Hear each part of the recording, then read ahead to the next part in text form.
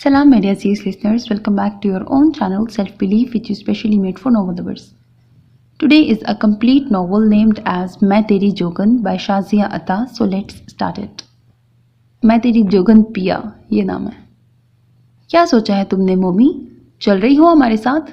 Mummy ने अपनी plate में सलाद निकालते हुए पूछा. नहीं मम्मी, मेरा दिल उकता चुका है इंग्लैंड जा जाके. शुरू से ही आप मुझे हर छुट्टियों में वहीं ले जाती हैं. इस बार तो मेरा ख्याल है पापा की बात मान ली जाए, अपनी ग्रैंड माँ का घर देख ही लिया जाए. उसने चावलों की डिश की जानिब हाथ बढ़ाते हुए जवाब दिया. दिमाग खराब है तुम्हारा? जानती हो कितना घुटन ज़दा माहौल है वहाँ का. खैर अब ऐसा भी घुटन ज़दा नहीं.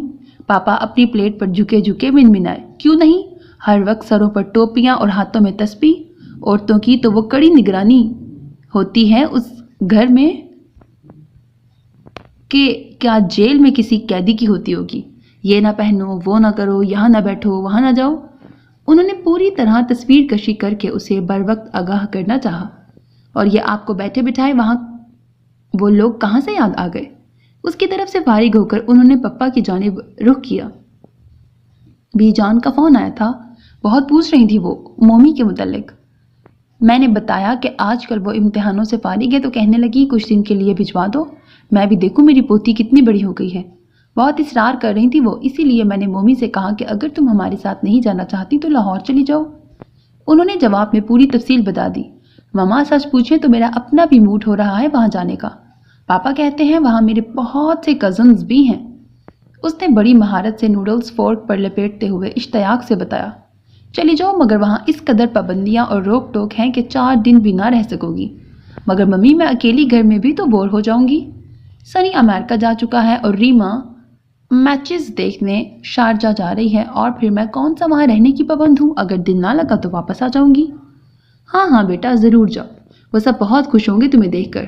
पापा मम्मी से पहले बोल उठे, मुबादा वो फिर ना कोई मनफी पहलू निकाल दें. पापा आपको भी अपने घर वाले याद नहीं आए? लाइफ इतनी मसरूफ़ हो गई है कि किसी को याद करने का वक्त ही कहाँ मिलता है. मम्मी आप कब वहाँ गई थी? गई थी एक दफ़ा जब तुम बहुत छोटी थी. बहुत ही कंजर्वेटिव फैमिली है उनकी. उन्होंने नखुवत से जवाब दिया. अरे भाई तुम सलाद ही खाए जा रही हो, ज़रा ढंग से खाना खाओ. पापा ने मौजू बदलने को उन्हें टोका. मुझे खाने से ज़्यादा अपनी फिटनेस का ख्याल है, उन्होंने नैपकिन से हाथ पूछते हुए जवाब दिया. और हाँ, मैंने तुम्हें वहाँ के मुतल्लिक बता दिया है, अभी भी सोच लो. हमारा टूर 2 माह का है. उन्होंने टेबल से उठते हुए एक बार फिर उसे बाज रखने की कोशिश की. मैंने सोच लिया है मम्मी, और कुछ नहीं तो थोड़ा चेंज ही सही. ठीक है बेटा, मैं तुम्हारी सीट बुक करवा दूंगा. ओके पापा. वो भी टेबल से उठ गई. वो स्टार प्लस पर फैशन शो देख रही थी जब पापा आ गए. हेलो पापा. हेलो बेटा, मम्मी कहाँ है तुम्हारी? उन्होंने टाई की नॉट ढीली करते हुए पूछा. मिसिस अब्बास के यहाँ पार्टी पे गई हैं, उसने वॉल्यूम कम करते हुए बताया. मैं तुम्हारा टिकट ले आया हूँ, कल की सीट बुक करवा दी है. ओह पापा इतनी जल्दी? मुझे जाने के लिए शॉपिंग भी करनी थी, उसने ठिनक के कहा. अरे बेटा अभी कल का दिन है तुम्हारे पास, शॉपिंग तो 2 घंटों में भी हो सकती है. कुछ आज कर लो, कुछ कल कर लेना. उन्होंने मशवरा दिया. हाँ ये ठीक है, बस अभी चली जाती हूँ, लेकिन जाते जाते मुझे अच्छी सी कॉफ़ी पिलाते जाओ. ठीक है पापा. हादी हुसैन पापा के लिए अच्छी सी चाय बनाओ, उसने मुलाजिम को आवाज़ दी. और कुछ ही देर बाद गाड़ी की चाबी घुमाते हुए वो तारिक रोड की दुकानें खंगाल रही थी. एयरपोर्ट के लाउंज से बाहर निकलते ही चचा जान उसे अपने मुंतजिर मिले. वो बिजनेस के सिलसिले में कराची आते रहते थे और कभी कभार उनके यहाँ भी आ जाते थे, इसलिए उनसे उसकी जान पहचान थी. Hello uncle. वो उसकी जानिब बढ़े तो उसने गर्मजोशी का इजहार किया. कैसी हो बेटा? उन्होंने शफकत से उसके सर पे हाथ फेरते हुए पूछा. फ़ाइन, आप कैसे हैं? अल्हम्दुलिल्लाह. वो उसका बैग उठाकर गाड़ी की जानिब बढ़ते हुए बोले. ड्राइवर ने मुस्तादी से आगे बढ़कर बैग उनके हाथ से लेकर डिग्गी में रखा. इस असना में उन्होंने उसके लिए पिछला दरवाज़ा खोल दिया. उसे बिठाकर खुद भी बैठ गए और ड्राइवर ने गाड़ी चला दी. रास्ते भर वो उनसे बातें करती आई. वो भी मम्मी पापा का हाल और उनके बिजनेस के मुतल्लिक पूछते रहे.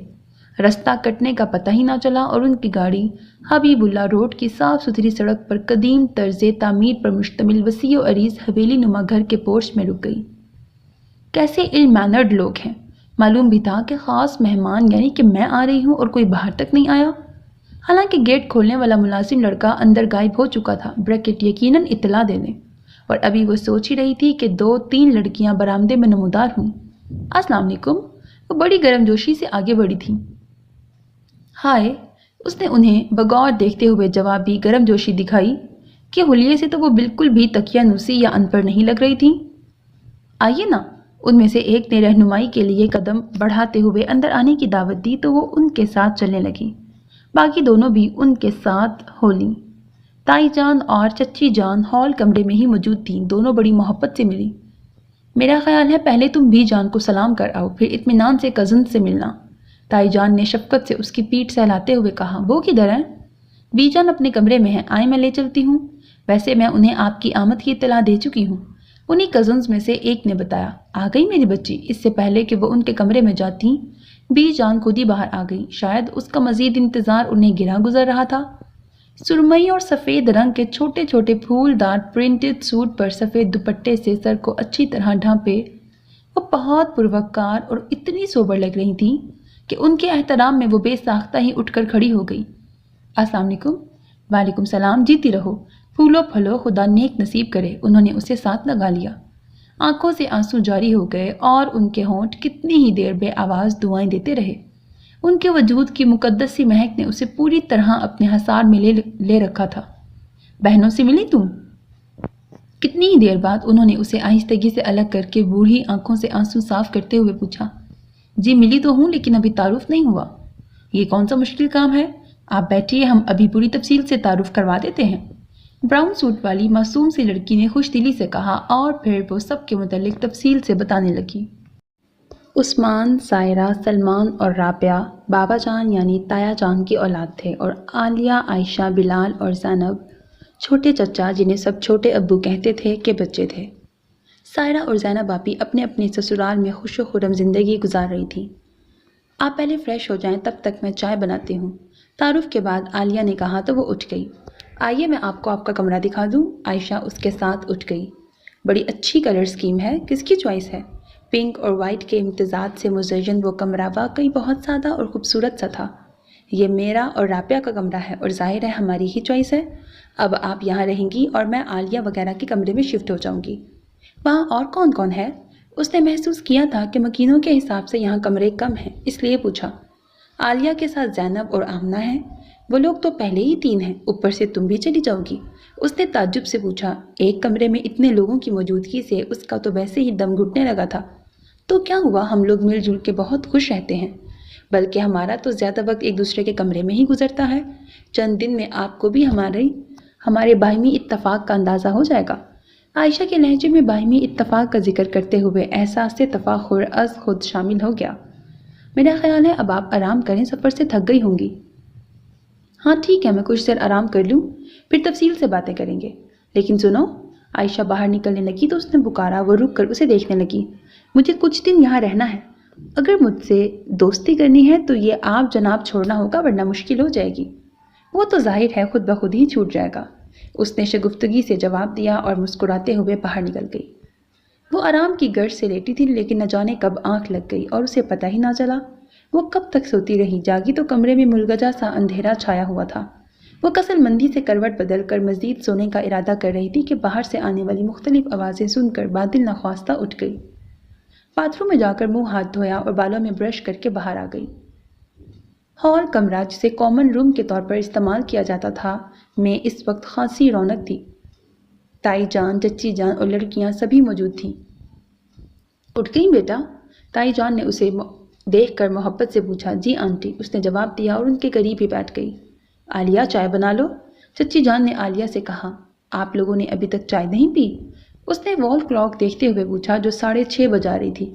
تمہارا انتظار کر رہے تھے، ورنہ ہم لوگ تو 4:30 یا زیادہ سے زیادہ 5 بجے تک ضرور پی لیتے ہیں، عالیہ نے کچن میں جاتے ہوئے بتایا۔ تو تم لوگ پی لیتے خواہ میری وجہ سے اتنی دیر کی؟ کیوں بھائی، تم ہماری مہمان ہو اور مہمان نوازی کے کچھ تقاضے ہوتے ہیں، اور ہم تو ویسے بھی اپنی روایتوں سے پیار کرنے والے بڑے روایتی سے لوگ ہیں، تائی جان نے کہا تو وہ مسکرا دی اور پھر آمنہ رابعہ سے باتیں کرنے لگی۔ السلام علیکم، ہماری اجنبی ہمزاد۔ بیک وقت 2 آوازوں پر اس نے گردن گھما کے دیکھا۔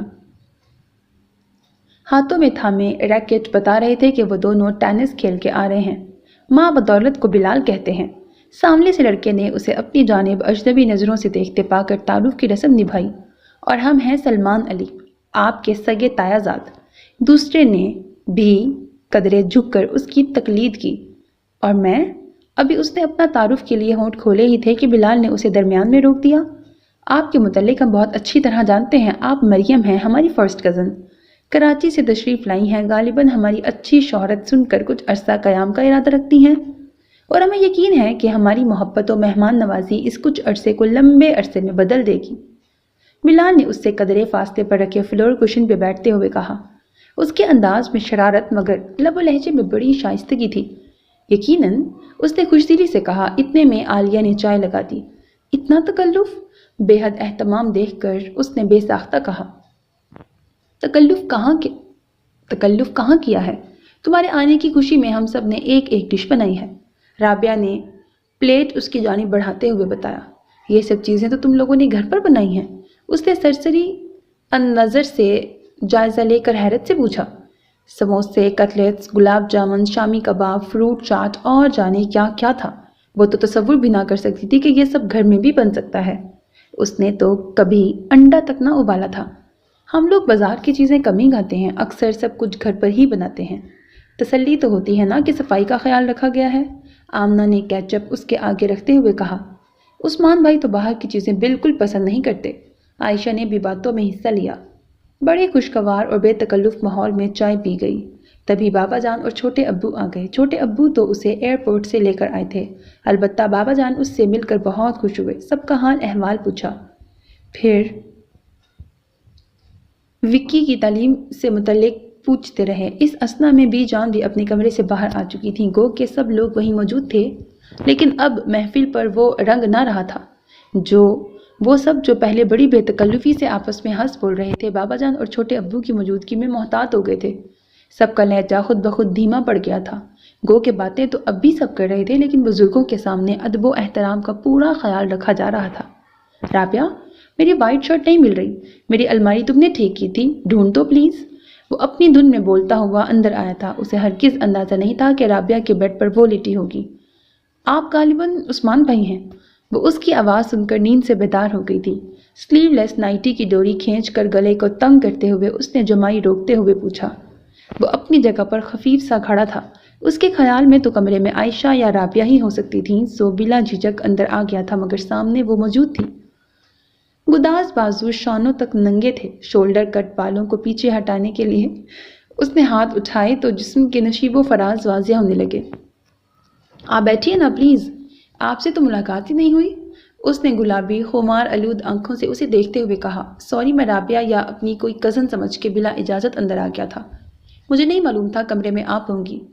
اس کی نظروں میں بلا کی ناپسندیدگی تھی۔ میں بھی تو آپ کی کزن ہوں، میری کزنز اس حلیے میں کسی مرد سے اتنی بے تکلفی سے بات نہیں کرتی۔ کیا ہوا میرے حلیے کو؟ اس نے حیرت سے خود کو دیکھا، وہ تو اپنی روٹین کے مطابق شب خوابی کے لباس میں تھی، اور اس کے نزدیک یہ کوئی معیوب بات بھی نہیں تھی۔ یہ میرے بتانے کی بات نہیں، آپ کو خود احساس ہونا چاہیے، ہمارے گھر میں مرد و عورت کے درمیان عزت و احترام کے علاوہ حجاب کا رشتہ بھی قائم ہے۔ اس نے بہت ہی ناگوار لہجے میں کہا، اور اس کا جواب سنے بغیر باہر نکل گیا، اور وہ معتجب سی اپنی جگہ بیٹھی رہ گئی۔ سلونی شام بڑی آہستگی سے گہری ہو رہی تھی۔ وہ بیرونی برآمدے میں تنہا بیٹھی تھی۔ کچھ دیر قبل یہاں سب نے اکٹھی بیٹھ کر چائے پی تھی، پھر رابعہ اور عائشہ تو برتن اٹھا کے اندر چلی گئیں اور آمنہ اس کے پاس بیٹھی باتیں کرتی رہیں۔ لیکن جیسے ہی مغرب کی اذان ہوئی، وہ بھی نماز کے لیے اٹھ گئی۔ وہ کچھ دیر تو لان میں ٹہلتی رہی، پھر جہاں کچھ فاصلے پر آمنہ اور رابعہ نماز پڑھ رہی تھیں، 2-4 چکر لگا کر اندر آ گئی کہ عائشہ یا عالیہ سے گپ شپ لگائے، لیکن کمرے میں جھانکا تو وہ بھی نماز پڑھ رہی تھی۔ مغرب کا ٹائم ہی ایسا تھا کہ سارا گھر بیک وقت نماز میں مشغول تھا۔ وہ اکیلی بور ہونے لگی تو ٹی وی آن کر لیا۔ میوزک پروگرام آن ایئر تھا۔ کوئی بے ڈھنگا سا گروپ پورے جوش و خروش سے نغمہ سرا تھا، اور اتنے ہی جوش سے وہ بھی ہاتھ سے چٹکی اور پاؤں سے تال ملا رہی تھی، ہونٹ ساتھ ساتھ سر ملا رہے تھے۔ اس انجوائمنٹ میں وہ اس بری طرح مگن تھی کہ پتہ ہی نہ چلا کب کوئی اس کے قریب آیا اور اس کے پاس رکھا ریموٹ اٹھایا۔ چونکی تو تب جب ایک دم سے ہی ٹی وی آف ہو گیا اور ایک لمحے کو سکوت چھا گیا۔ اس کے حرکت کرتے ہوئے ہاتھ اور پاؤں اسی پوزیشن پر ساکت ہو گئے۔ آپ؟ اس نے عثمان کو دیکھ کر حیرت کا اظہار کیا۔ وہ تو فیکٹری سے بابا جان اور چھوٹے ابو کے بعد ہی آتا تھا۔ تعلیم مکمل کرنے کے بعد اس نے فیکٹری سنبھال لی تھی اور آفس کا سارا کام اس نے سنبھال رکھا تھا، لیکن آج وہ سرے شام ہی آ گیا۔ ٹی وی کیوں بند کر دیا؟ محترمہ، نماز واجب تو ہر مسلمان پر ہے، لیکن اگر آپ کو پڑھنے کی توفیق نہیں ہے تو اس کے تقدس کا تو خیال رکھیں۔ اچھا، یہاں واجب لکھا ہے، فرض لکھنا چاہیے تھا۔ اس نے ریموٹ ہاتھ میں تھامے اسے خشمگی نگاہوں سے گھورتے ہوئے کہا، لیکن ایسا کیا کیا میں نے؟ سارا گھر نماز پڑھ رہا ہے اور فل والیوم میں میوزک سنتے ہوئے بھی پوچھ رہی ہیں کہ کیا کیا ہے میں نے؟ میں اکیلی بور ہو رہی تھی، ٹی وی لگایا تو یہ پروگرام آ رہا تھا۔ اس نے بے ڈھنگی سی وضاحت کرتے ہوئے اپنا دفاع کرنے کی کوشش کی۔ یہ بے جان چیزیں ہماری انگلیوں کی پوروں کی محتاج ہیں، لیکن ہم استعمال کرنا چاہیں تب نہ۔ اس نے بے حد درستی سے کہا اور جواب سنے بغیر اپنے کمرے کی جانب بڑھ گیا اور وہ وہیں بیٹھی اسے جاتا دیکھتی رہ گئی۔ نہ جانے کیا بات تھی، جب سے یہاں آئی تھی اس شخص نے اس سے ڈھنگ سے بات تک نہ کی تھی۔ حالانکہ باقی سب لوگ کتنا پیار کرتے تھے، کتنا خیال رکھتے تھے۔ ممی کا خیال تھا کہ وہ لوگ بے حد بیکورڈ اور تنگ نظر ہیں، وہ 2 دن میں اکتا جائے گی، لیکن اسے تو ایسا کچھ نہیں لگا تھا۔ وہ اپنی مرضی سے جاگتی تھی، اپنی پسند کا پہنتی تھی، کسی نے بھی بلا وجہ روک ٹوک نہ کی تھی، بلکہ ہر کوئی اس کا خیال رکھتا تھا۔ اور سب سے بڑھ کر بی جان تھی، جن کے ہونٹوں پر اس کے لیے ہمہ وقت دعائیں رہتی تھیں۔ بس ایک یہ عثمان ہی تھا جو اس سے بہت کھچا کھچا سا رہتا تھا، اور حیرت کی بات تو یہ تھی کہ وہ اپنے سرد خشک رویے کے باوجود اسے برا نہ لگتا تھا، بلکہ اچھا ہی لگتا تھا، باقی سب کی نسبت زیادہ اچھا۔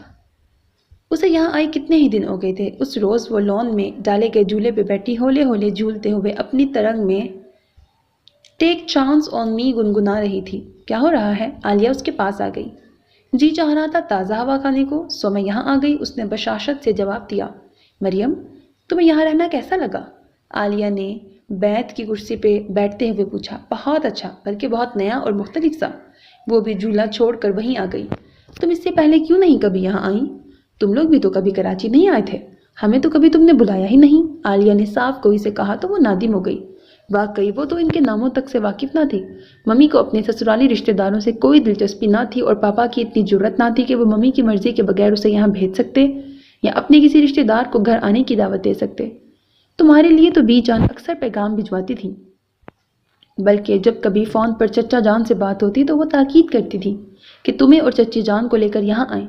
ہاں مجھے معلوم ہے، لیکن ایک تو میرے پاس ٹائم نہیں ہوتا تھا، دوسرا ممی کو یہاں کا ماحول بھی پسند نہیں تھا۔ دراصل ہمارا لائف سٹائل تم لوگوں سے بہت مختلف ہے۔ ممی کہتی تھی یہاں بہت گھٹن ہے، ہر بات پر روک ٹوک، ہر بات پر پابندی، ذرا سے کام کے لیے بھی مردوں کی اجازت لینی ضروری ہے۔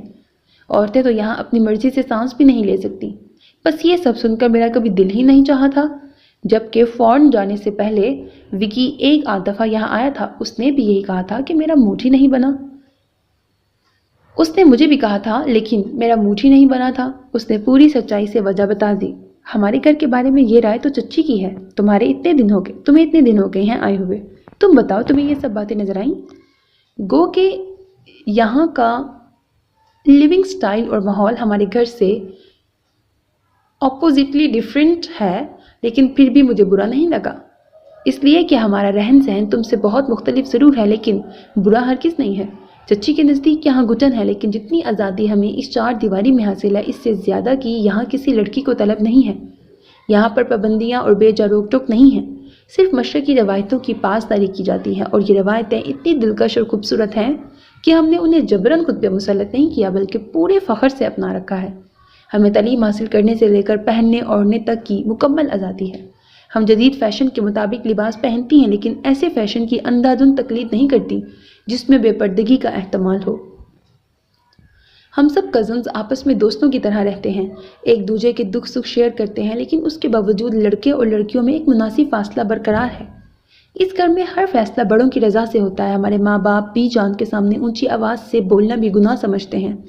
انہی کی پیروی کرتے ہوئے ہم بھی اپنے بڑوں کا اتنا ہی ادب اور احترام کرتے ہیں۔ ہم ان کے فیصلوں اور اصولوں کے آگے خندہ پیشانی سے سر جھکاتے ہیں کہ ہماری بقا اس میں ہے، اور یہ وہ وراثت ہے جو نسل در نسل منتقل ہوتی ہے۔ اگر آج ہم ان کی قائم کردہ روایتوں اور رسموں کو فرسودہ سمجھ کر رد کریں گے یا اپنی منمانی کریں گے، تو کل کو ہماری آنے والی نسلیں ہماری روایتوں اور رواجوں کو رد کر دیں گی۔ تب نہ جانے ہماری روایت اور اقدار کا کیا حشر ہوگا۔ ہمارے چھوٹے دراصل ہمیں وہی لوٹاتے ہیں جو ہم اپنے بڑوں کو دیتے ہیں۔ چچی کے نزدیک ہمارا گھر ایک قید خانہ ہے، لیکن ہمارے لیے یہ وہ سائبان ہے جہاں صرف محبتیں اور ایک دوسرے کا احترام ہے۔ یہ وہ چھپڑ چھایا ہے جس نے ہمیں بے ڈھنگی، آزادی اور بے راہ روی کے تباہ کن نتائج سے بچا رکھا ہے۔ یہ وہ مقدس چار دیواری ہے جہاں دنیا بھر کی غلاظتیں اس کے چوکھٹ سے باہر ہی دم توڑ دیتی ہیں، اور یہ سب اس لیے ہے کہ یہاں کے مکین اپنے مذہب اور اپنی روایتوں پر ایمان رکھتے ہیں۔ اگر ہمارے مرد ہمیں کسی بات سے روکتے ہیں تو اس لیے کہ وہ ہمارا بھلا چاہتے ہیں۔ جنہیں چچی پابندیاں اور بندشیں سمجھتی ہیں وہی تو ہمارا تحفظ ہے۔ عورتوں کی آزادی کے ہم بھی قائل ہیں، لیکن بے حیائی کی حد تک آزادی کے نہیں۔ ہمارے رہن سہن میں جدید اور قدیم کا توازن برقرار ہے، اور اسی لیے ہم بے حد مطمئن زندگی گزار رہے ہیں۔ عالیہ کسی ماہر ڈیبیٹر کی طرح پورے جوش اور اعتماد سے بولے جا رہی تھی۔ ارے بھائی، تم نے تو اچھا خاصا لیکچر جھاڑ دیا۔ لیکچر جھاڑنے کا ارادہ تو نہیں تھا، مگر تم نے بات کی تو میں نے وضاحت کرنا ضروری سمجھا۔ تم لوگوں کا اندر آنے کا کوئی ارادہ نہیں؟ میں چائے بنا چکی ہوں، آمنہ نے دروازے سے جھانک کر کہا۔ ارادہ تو واقعی نہیں تھا، لیکن اب تم چائے بنا چکی ہو لہٰذا آنا ہی پڑے گا، عالیہ نے اس پر احسان جتلانے کے انداز میں کہا۔ خیر ایسی بھی کوئی مجبوری نہیں ہے، کیونکہ چائے تو میں نے صرف اپنے لیے بنائی ہے۔ تم جب تک جی چاہے یہاں بیٹھو، بلکہ اگر چاہو تو یہیں بستر لگا لو۔ کھلی ہوا میں سونے کا اپنا ہی لطف ہے، آمنہ شرارت سے کہہ کر اندر غائب ہو گئی تو وہ دونوں مسکراتے ہوئے اس کے پیچھے آ گئیں۔ رات کو دیر گئے تک ویڈیو پر مووی دیکھتی رہی تھی، اس لیے صبح دیر تک سوتی رہی۔ ویسے تو وہ روز ہی صبح 10 ساڑھے 10 بجے تک اٹھتی تھی، جبکہ باقی سب لڑکیاں فجر کی نماز پابندی سے ادا کرتی تھیں۔ وہ اس کے اٹھنے تک سب لوگ اپنے اپنے ٹھکانوں پر پہنچ چکے ہوتے تھے، اور جو گھر میں ہوتے تھے جیسے عالیہ اور عائشہ آج کل پڑھائی سے فارغ تھیں، وہ دونوں بانو بریکٹ ملازمہ کے ساتھ گھر کے کام کاج میں لگی ہوتی، اور تائی اور چچی جان نے باورچی خانہ سنبھال رکھا ہوتا۔ وہ اٹھتی تو اس کا ناشتہ تیار کر کے ٹیبل پہ لگا دیا جاتا۔ اسے یہاں کی یہ بات بہت اچھی لگی تھی کہ کسی نے بھی اس پر یہاں کے اطوار مسلط کرنے کی کوشش نہیں کی تھی۔ وہ بالکل ویسے ہی رہ رہی تھی جیسے اپنے گھر میں رہتی تھی، یہاں تک کہ کبھی کسی نے صبح جگایا بھی نہیں تھا۔ لیکن آج شاید زیادہ دیر ہو گئی تھی، تبھی بانو اسے جگانے چلی آئی تھی۔ چھوٹی بیوی اٹھ جائیں، بہت ٹائم ہو گیا ہے۔ مجھے سخت نیند آ رہی ہے، تم جاؤ، اس نے کروٹ بدلتے ہوئے ناگواری سے کہا۔ لیکن بیوی جی، اب تو دوپہر ہونے کو ہے اور آج تو چھٹی کا دن ہے۔ یو شٹ اپ، جاؤ یہاں سے، سونے دو مجھے، اس نے غصے سے ڈانٹا تو بانو ڈر کر واپس چلی گئی۔ لیکن اس کی نیند ٹوٹ چکی تھی۔ کچھ دیر تو وہ آنکھیں موندے لیٹی رہی، لیکن بالآخر اٹھ گئی۔ پردہ اٹھا کر باہر جھانکا تو دھوپ یہاں سے وہاں تک اتری ہوئی تھی۔ وال کلاک 11 بجا رہا تھا۔ اس نے وارڈروب سے زرد ٹی شرٹ اور بلیک ٹراؤزر نکالی، غسل کیا، ڈرائر سے بال خشک کیے اور باہر آ گئی۔ آج چھٹی کا دن تھا، اس لیے بابا جان اور چھوٹے ابو سمیت سبھی ہال کمرے میں موجود تھے۔ السلام علیکم، وہ سب پر ایک نظر ڈال کر بی جان کے پاس آ گئی۔ وعلیکم السلام، جیتی رہو، آج تو خوب سوئی تم۔ جی بی جان، دراصل رات کو دیر تک مووی دیکھتی رہی تھی۔ بیٹا، اپنے گھر کے لیے اداس تو نہیں ہو گئی؟ بابا جان نے شفقت سے پوچھا۔ نہیں انکل، میں تو یہاں انجوائے کر رہی ہوں، اس نے شگفتگی سے جواب دیا۔ بھلا ہم جیسے زندہ دل کزنز کے ہوتے ہوئے یہ اداس کیسے ہو سکتی ہیں؟ سلمان نے اترا کر کہا۔ بہت عرصہ اکیلی رہی میری بچی، ابھی تو موقع ملا ہے بہن بھائیوں میں مل کر رہنے کا۔ خدا خوش رکھے، بی جان نے محبت پاش نظروں سے اسے دیکھتے ہوئے کہا۔ ناشتہ لگا دوں مریم؟ رابعہ نے کچن سے آ کے پوچھا۔ باقی سب نے کر لیا؟ اس نے بی جان سے پوچھا۔ باقی سب تو لنچ کی تیاری کر رہے ہیں، بی جان کے بجائے تائی جان نے جواب دیا، اور واقعی کچن سے آتی ہوئی خوشبوئیں بتا رہی تھی کہ دوپہر کا کھانا تیاری کے آخری مراحل میں ہے، اور اسے آج پہلی بار اپنے اتنی دیر سے اٹھنے پر سبکی کا احساس ہوا تھا۔ اوکے ڈیئر کزن، ہمارے جانے کا وقت ہو گیا ہے، بلال نے اٹھتے ہوئے کہا۔ کہاں جا رہے ہو؟ ہر بات بتانے والی نہیں ہوتی، اس نے رازداری سے کہتے ہوئے سسپینس پھیلانے کی کوشش کی۔ بائی دا وے، تم کرتے کیا ہو؟ میں کمال کرتا ہوں، اس نے کھنکار کر شرارت سے جواب دیا تو وہ بے اختیار کہکہا لگا کر ہنس دی۔ نہ بیٹا، بزرگوں کے سامنے اس طرح کہکہا لگا کر نہیں ہنستے، لڑکیاں دھیمے لہجے میں بات کرتی اور آہستہ آواز میں ہنستی اچھی لگتی ہیں، ان کی نسوانیت کا حسن ہی اس میں ہے۔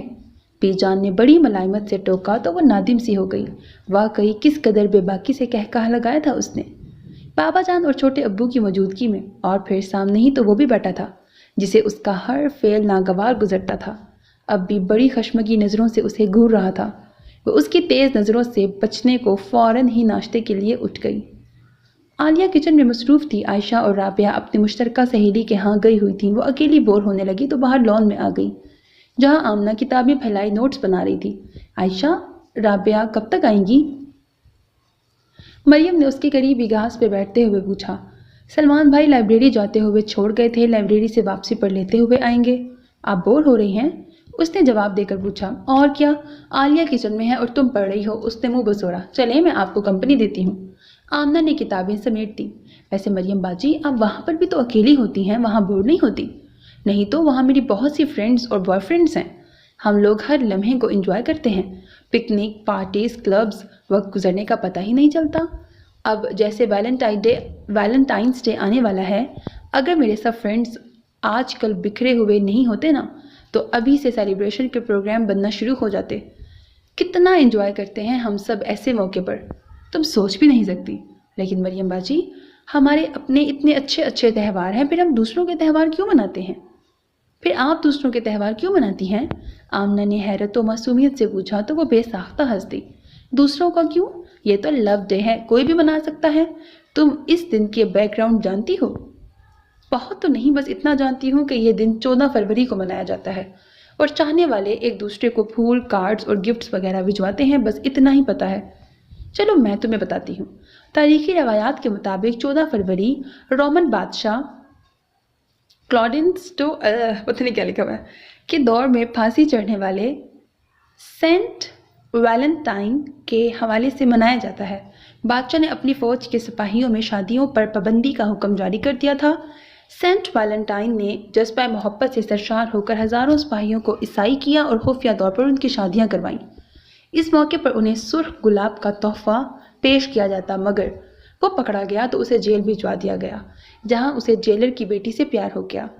जुर्म मोहब्बत में उसे मौत के घाट उतार दिया गया, जिसके बाद ये दिन लव डे बन गया। इसके अलावा यूरोपीय अकीदे के मुताबिक इस दिन परिंदे अपने लिए लाइफ पार्टनर का इंतखाब करते हैं, इसीलिए इस दिन को मोहब्बत के इजहार के तौर पर मनाया जाता है।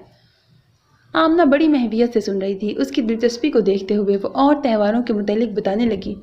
यहूदी 31 अक्टूबर को हैलोवीन नाइट मनाते हैं। उनका अकीदा है कि उस रात को पाक रूहें मिलाप करती हैं।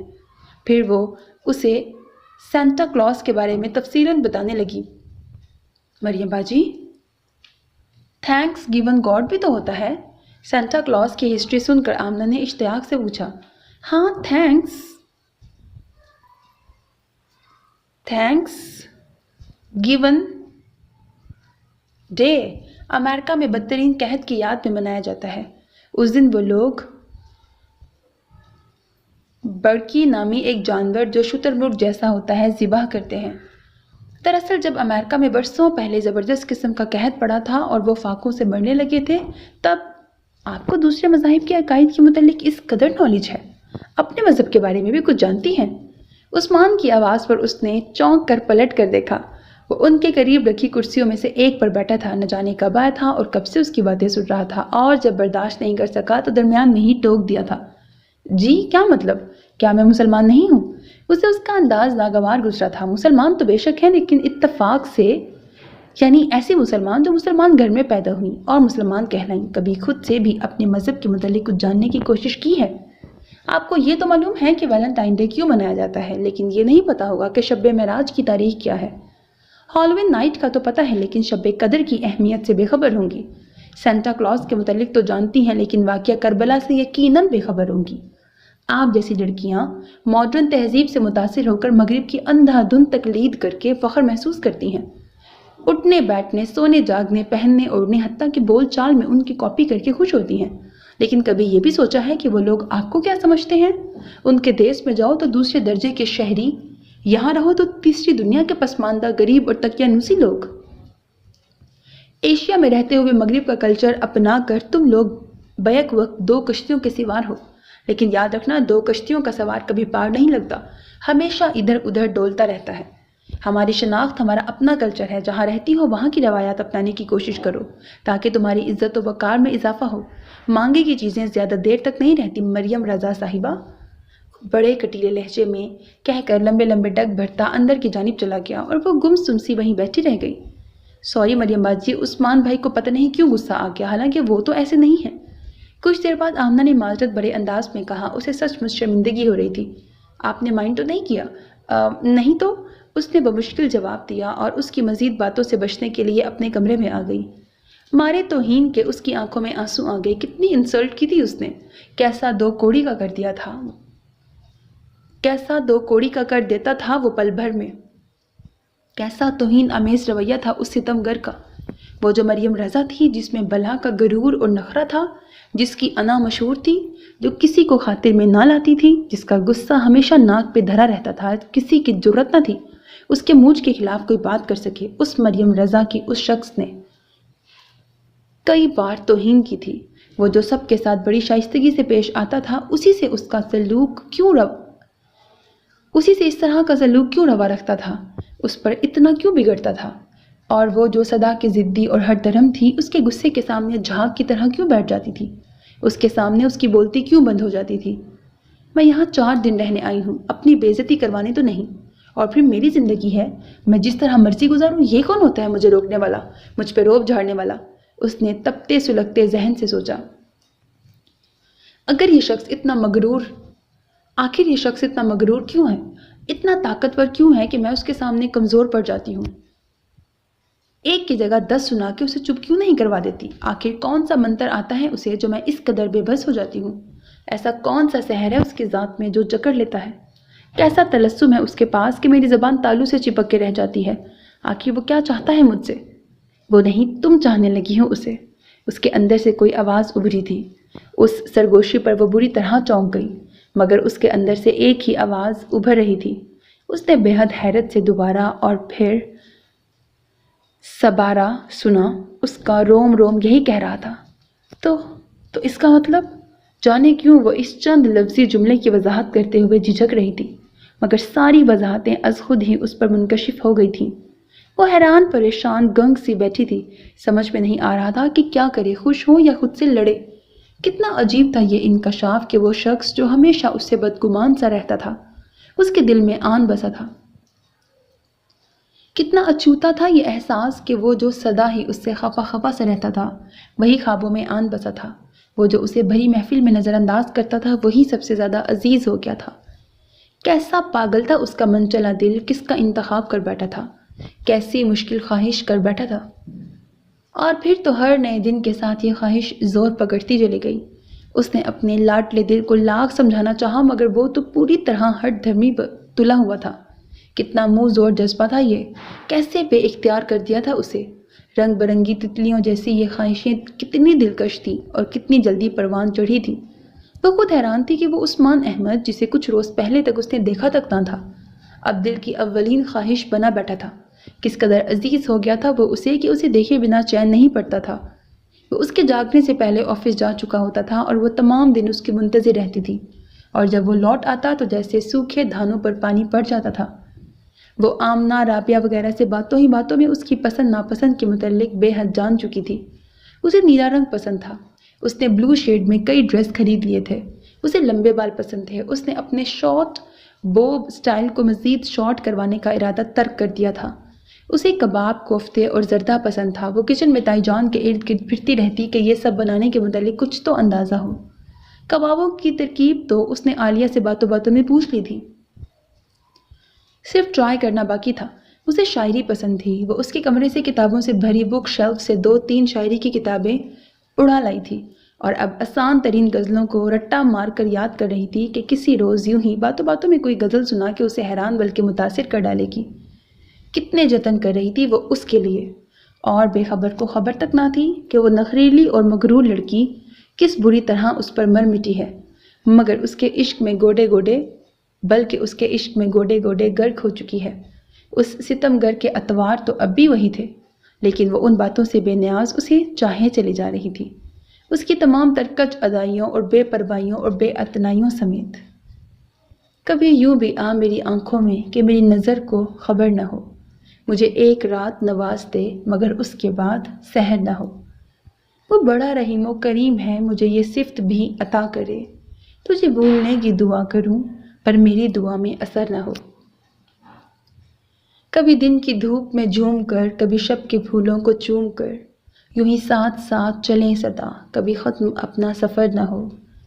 میرے پاس میرے حبیب آ، ذرا اور دل کے قریب آ، تجھے دھڑکنوں میں بسا لوں میں کہ بچھڑنے کا کبھی ڈر نہ ہو۔ تجھے دھڑکنوں میں بسا لوں میری زبان، تجھے دھڑکنوں میں بسا لوں کہ ओफो, क्या मुसीबत है। आखिरी मिसरे पर उसकी सुई फिर अटक गई थी। कितनी मुश्किल से उसने चंद अशार याद किए थे, लेकिन फिर भी रवानी से नहीं पढ़ सकती थी। और एक गज़ल तो वैसे भी कम है, कम से कम 2 तो ज़बानें याद होनी चाहिए। अगर मैंने किसी मौके पर एक सुनाई और किसी ने खुश होकर दूसरी की फरमाइश कर दी, तो इनकार करने की सूरत में मैं तो साफ पकड़ी जाऊंगी कि रट्टा मारी हुई गज़ल सुनाई है। उफ, किस मुसीबत में फंस गई हूँ। एक ही गज़ल याद करके मेरे सर में दर्द शुरू हो गया है। आखिर तुम्हारी पसंद इतनी मुश्किल क्यों है उस्मान अहमद? उसने दोनों हाथों से सर थाम लिया। मेरा ख्याल है एक कप स्ट्रॉन्ग सी चाय पी लूँ, तभी अगले अशार याद करने के काबिल हो सकूंगी। उसने किताब बंद करते हुए खुद से कहा और बाहर आ गई। बानो, किधर हो भाई? जी बीबी जी, इधर हूँ। उस्मान के कमरे से जवाब आया। मुझे जल्दी से एक कप चाय बना दो।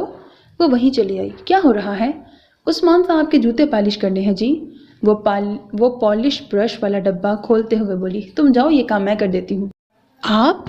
उसने बेहद ताज्जुब और बेयकीनी से कहा।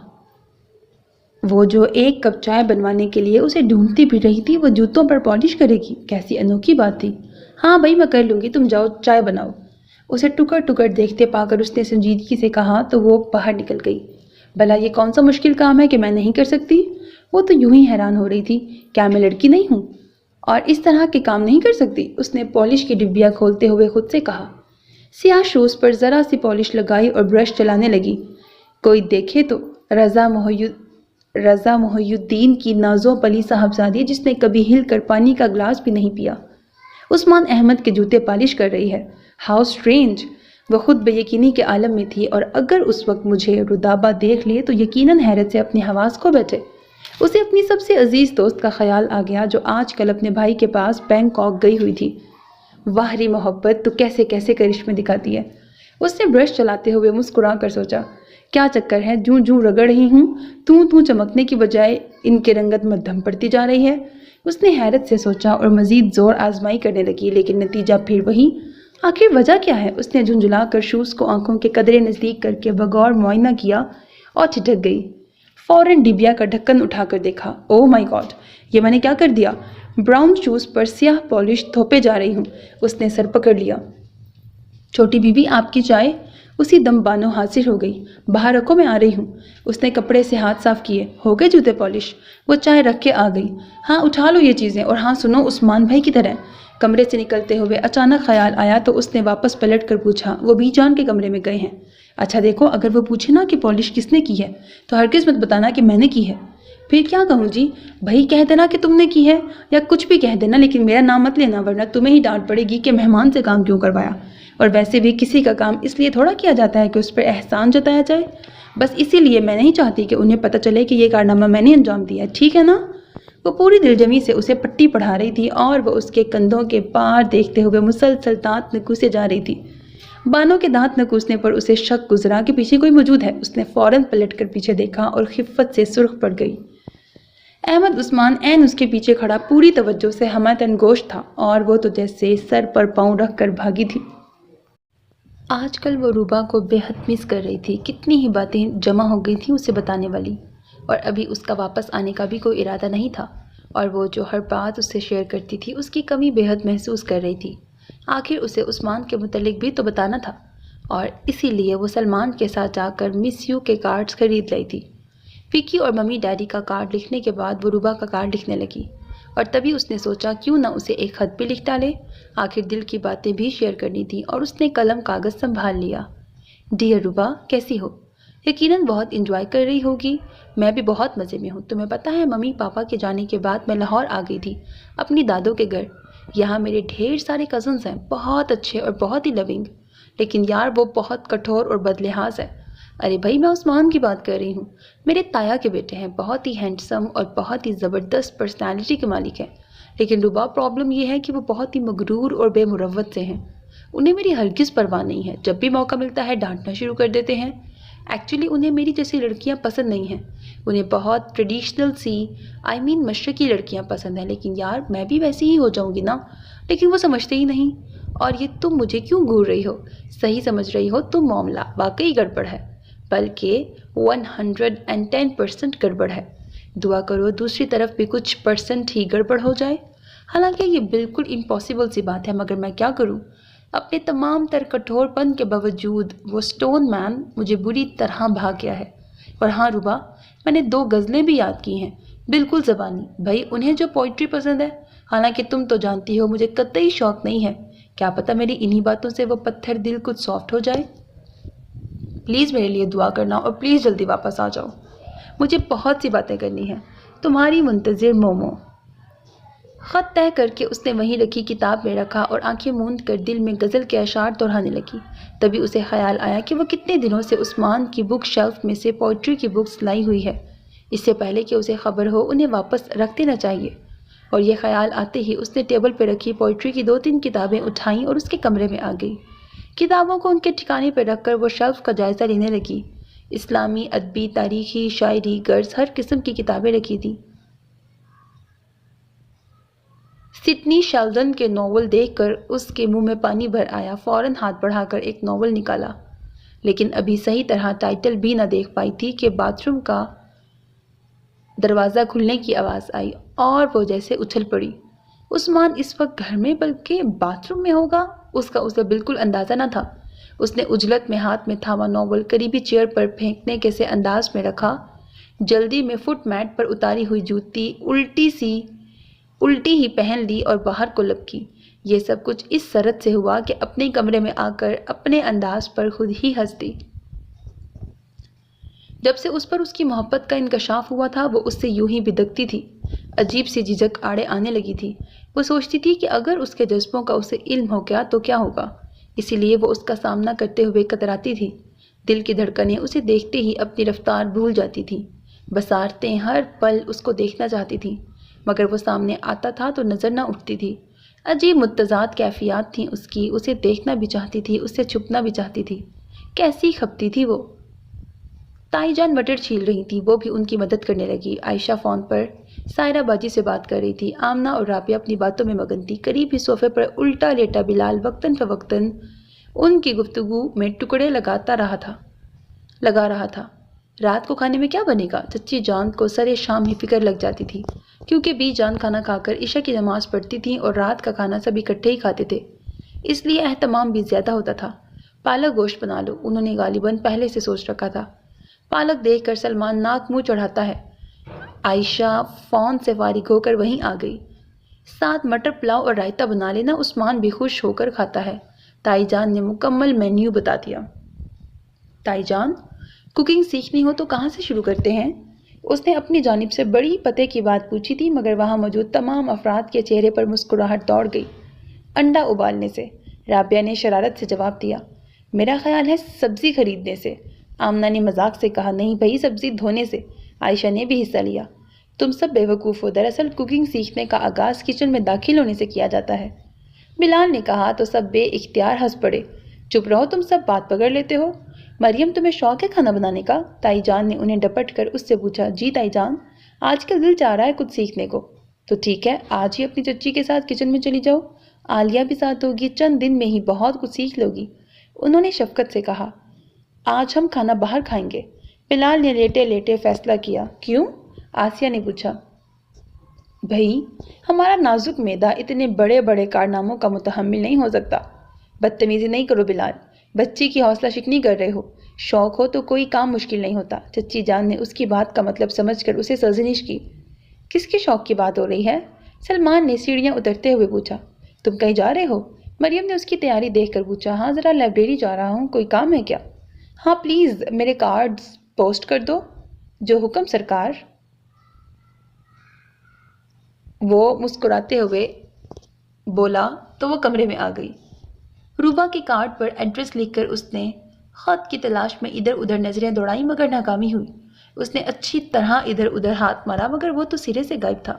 اپنی ڈائری دیکھی، ناول، رسالے کھنگال ڈالے، ڈریسنگ ٹیبل کی دراز، الماری، سب کچھ دیکھ ڈالا، مگر خط کو نہ ملنا تھا نہ ملا۔ رابعہ سے پوچھا، مگر اس نے بھی لا علمی کا اظہار کیا۔ وہ حیران تھی کہ اس نے تو یہیں کہیں رکھا تھا، آخر کہاں چلا گیا؟ اسے پاؤں تو لگنے سے رہے کہ خود ہی چل کر پوسٹ بکس تک چلا گیا ہو۔ بہرحال اس پر فاتحہ پڑھ کر اس نے کارڈ بھیجنے پر ہی اکتفا کر لیا تھا۔ وہ شب برات کی رات تھی، اگلی صبح چھٹی تھی، لہٰذا سائرہ باجی اور زینب آپی ایک رات رکنے کے ارادے سے آئی تھی۔ بابا جان نے بچوں کو خوش کرنے کے لیے موم بتیاں اور پٹاخے پھلجڑیاں وغیرہ منگوا دی تھی۔ رات کے کھانے سے فارغ ہو کر وہ سب چھت پر آ گئیں۔ بلال اور سلمان بچوں کے ساتھ بچے بنے ہوئے تھے۔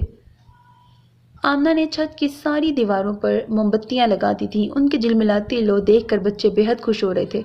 کوئی پٹاخے چلا رہا تھا، کوئی پھلجڑیوں سے خوش ہو رہا تھا۔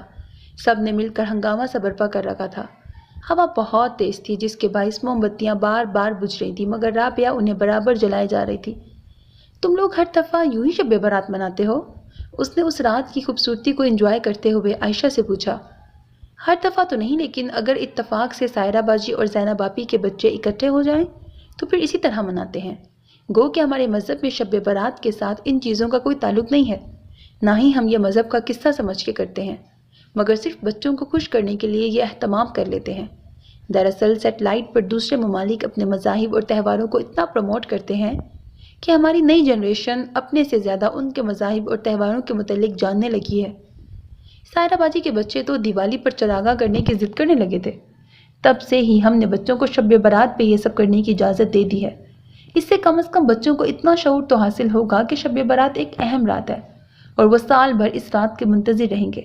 بڑے ہونے تک وہ اس کی اہمیت کی اصل نوعیت بھی سمجھ لیں گے۔ ویسے بھی بچے اپنے بڑوں سے ہی سیکھتے ہیں۔ ابھی کچھ دیر بعد جب ہمیں عبادت کرتا دیکھیں گے تو خود بخود ہماری پیروی کرنا شروع کر دیں گے۔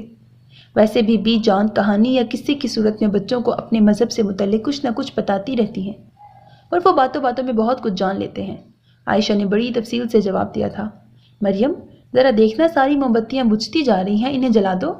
رابعہ نے دور سے دہائی دی تو وہ ایک جلتی ہوئی موم بتی اٹھا کر بقیہ موم بتیاں جلانے لگی۔ جب ساری جل چکیں تو وہ ہاتھ میں پکڑی موم بتی کی لو قطرہ قطرہ منڈیر پر ٹپکانے لگی۔ اسے یہ کام خاصا دلچسپ لگا۔ باقی سب ہنسی مذاق کے درمیان پھلجڑیاں جلانے میں مصروف تھے اور وہ اپنے شغل میں مگن تھی، اور جب موم بتی اختتام کو پہنچنے لگی تو اس نے دیوار پر نظر دوڑائی اور وہ یہ دیکھ کر بری طرح جھیپ گئی کہ اس نے پوری دیوار پر ایک ہی نام لکھ ڈالا تھا، عثمان عثمان عثمان۔ حالانکہ موم سے کھیلتے ہوئے اسے بالکل احساس نہیں تھا کہ وہ کیا لکھ رہی ہے، اور اب وہ پریشانی سے سوچ رہی تھی کہ کیا کرے، کیونکہ لکھنے سے مٹانا زیادہ محنت طلب کام تھا، اور جو نہ مٹاتی تو کسی کی بھی نظر پڑ سکتی تھی، اور یہی وہ نہیں چاہتی تھی کہ کسی کو اس کے دل پر لکھے نام کی خبر ہو۔ چلو بھی بچوں بس کرو، بہت رات ہو گئی۔ اس آواز پر اس نے پلٹ کر دیکھا اور دل دھک دھک کرنے لگا۔ وہ سیڑھیاں چڑھ کر اوپر ہی آ رہا تھا۔ او خدایا، اگر اس نے دیکھ لیا تو کیا ہوگا؟ وہ تو یقیناً سب کی موجودگی میں انسلٹ کر دے گا۔ پتہ نہیں اس طرح کی حماقتیں مجھ سے ہی کیوں سرزد ہوتی ہیں، اس نے پریشانی سے سوچا۔ ماموں تھوڑی دیر اور، حمزہ نے لاڈ سے کہا۔ اچھا ابھی دل نہیں بھرا تم لوگوں کا؟ وہ بڑے دلار سے بولا۔ ماموں یہ پھلجڑی جلا دیں؟ جی بیٹا ضرور۔ ماں کی فرمائش پر وہ جی جان سے تیار ہو گیا۔ ارے دیکھو، پھلجڑی کو ہاتھ میں لے کر گول گول گھماتے ہوئے وہ ہیرا کو خوش کرتے خود بھی چھوٹا سا معصوم سا بچہ لگ رہا تھا۔ کیسا شخص تھا وہ، ہر روپ میں دل لوٹنے والا، ایک مکمل مرد، خوبصورت انسان، بھرپور شخصیت۔ وہ بڑی وارفتگی سے اسے دیکھ رہی تھی اور پھر خود ہی چونک پڑی۔ بی جان کہہ رہی ہیں بہت وقت ہو گیا ہے، اب وضو کر کے عبادت شروع کرو۔ سائرہ باجی بی جان کا پیغام لائیں تو سب لڑکیاں نیچے آ گئیں۔ اگلی صبح اس نے کچن سے چھری لی اور چپکے سے چھت پہ آ گئی، لیکن اس کی حیرت کی انتہا نہ رہی۔ وہاں پر موم کا ایک قطرہ تک نہ تھا، یوں جیسے کبھی کسی نے کچھ لکھا ہی نہ ہو، جبکہ پگھلی ہوئی موم بتیوں کا موم اپنی اپنی جگہ پر چھوٹی چھوٹی ڈھیریوں کی شکل میں بدستور موجود تھا، مگر وہ نام سرے سے غائب تھا جو اس نے بڑی بے خودی کے عالم میں لکھا تھا۔ وہ حیران اور معتجب سی نیچے اتر آئی۔ آخر یہ سب کس نے کیا؟ کون تھا اتنا خیر خواہ جو نہیں چاہتا تھا کہ اس کے جذبوں کی تشہیر ہو؟ کون تھا ایسا رازدار جو اس کے راز کو راز رکھنا چاہتا تھا؟ وہ کئی دن تک مسلسل یہی سوچتی رہی، مگر کوئی سرا ہاتھ نہ آیا، اور تنگ آ کر اس نے سوچنا ہی چھوڑ دیا۔ 14ویں کا چاند پورے جوبن پر تھا۔ روشن چاند کی نرم نرم دودھیا چاندنی نے چاروں طرف پھیل کر پوری فضا کو خوبصورت کر دیا تھا۔ مختلف پھولوں کی مدھر خوشبو سے سبک رفتار ہوا بھی مہکی ہوئی تھی، اور اس سحر زدہ چاندنی رات کو انجوائے کرنے کے لیے وہ سب لان میں ڈیرا ڈالے بیٹھے تھے۔ اس طرح کی چاندنی رات میں پوئٹری سنانے کا بہت مزہ آتا ہے۔ چلو بیت بازی کرتے ہیں۔ عائشہ کا اعلیٰ ذوق اس قسم کے پروگرام میں پیش رہتا تھا۔ مگر عثمان بھائی کے بغیر تو بیت بازی کا ہرگز مزہ نہیں آئے گا۔ کدھر ہے عثمان بھائی؟ بلال نے پوچھا۔ شاید اپنے کمرے میں ہے۔ رابعہ نے اپنی پونی پر نئے سرے سے بینڈ چڑھاتے ہوئے قیاس کیا۔ تو بلا لاؤ کوئی جا کے۔ سلمان مشورہ دینے میں ماہر تھا، مگر خود بلانے جاتا یہ ناممکن تھا۔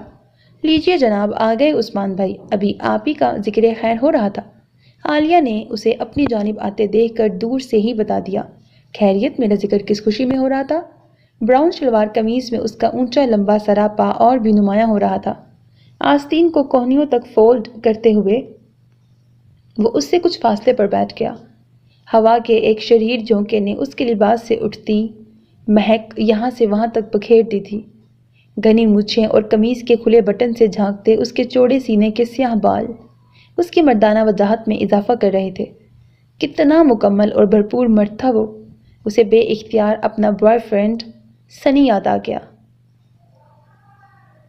منحنی سا وجود، کلین شیو، ہمیشہ لمبے بالوں کو جیل لگا کر پونی کی شکل میں باندھے، ایک کان میں ٹاپس پہنے، وہ پہلی نظر میں نہ تو لڑکیوں میں شمار ہوتا تھا نہ لڑکوں میں۔ ہم لوگ سوچ رہے تھے بیت بازی کی جائے، اسی لیے آپ کو بلانے جا رہے تھے۔ عالیہ کی آواز پر وہ اپنے خیالوں سے پلٹ آئی۔ آئیڈیا تو اچھا ہے، کون سنا رہا ہے سب سے پہلے؟ عثمان نے پوچھا۔ میں سناؤں؟ اس نے سب سے پہلے یوں ہاتھ اٹھا کر پوچھا جیسے کلاس روم میں کسی سوال کا جواب دینے جا رہی ہو، پھر اپنی عجلت پر خود ہی جھینک گئی، اور شاید آج پہلی بار اس کے بے ساختہ انداز پر عثمان کے ہونٹوں پر بے اختیار مسکراہٹ آ گئی۔ تم اور پوئٹری سناؤ گی؟ بلال نے تعجب سے پوچھا۔ وہ جو ہمیشہ انگلش میوزک، انگلش ناولز پڑھتی تھی، اس سے اردو شاعری کی توقع رکھنا ہی عجیب بات تھی۔ تمہیں کوئی غزل آتی ہے؟ عائشہ بھی حیران تھی۔ ہاں، پوری 2۔ اوہ! اس نے زبان ہونٹوں تلے دبائی۔ آئی مین 2 تو نہیں، بہت سی آتی ہیں۔ میں نے کون سا رٹا مار کر یاد کی ہیں؟ بس ایک دفعہ پڑھتی ہوں پھر بھولتی ہی نہیں۔ اس نے اپنی جانب سے عثمان احمد کو امپریس کرنے میں کوئی کسر نہیں چھوڑی تھی، اور وہ شاید واقعی امپریس ہو گیا تھا، تبھی تو اس کے ہونٹوں پر اب تک بڑی دل فریب مسکراہٹ رقصہ تھی۔ واقعی؟ سلمان کو اب تک یقین نہیں آ رہا تھا۔ تو اور کیا میں جھوٹ بول رہی ہوں؟ وہ برا مانتے ہوئے بولی۔ تو پھر ہو جائے کزن ایک آدھ غزل۔ آج پہلی بار عثمان نے اسے اس انداز میں مخاطب کیا تھا۔ دل یکبارگی دھڑکا تھا۔ وہ کتنی ہی دیر اسے دیکھتے ہوئے کچھ سوچتی رہی، اور پھر لفظ خود بخود اس کے ہونٹوں سے ادا ہونے لگے۔